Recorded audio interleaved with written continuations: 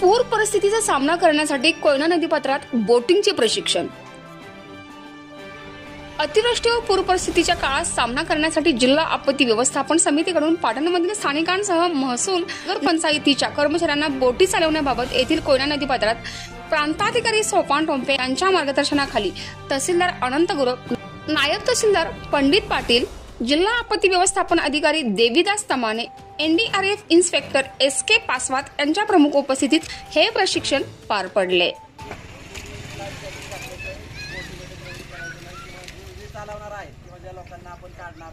या प्रसंगी सतर्कतेशी बोलताना तहसीलदार अनंत गुरव म्हणाले की पाटण तालुक्यातील पर्जन्यमान तसेच कोयना धरणातून सोडण्यात येणाऱ्या पाण्यामुळे कोयना केरा नद्यांच्या पाण्याने धोक्याची पातळी ओलांडली जाते।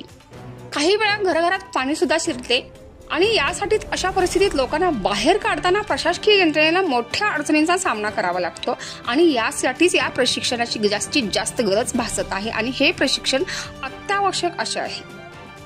आणि या संपूर्ण महत्त्वपूर्ण अपडेटसाठी सतर्कते न्यूज पाटण तालुका विभाग प्रतिनिधी नितीन खरमोडे सह संतोषी जगदाळे, सतर्कते न्यूज पाटण।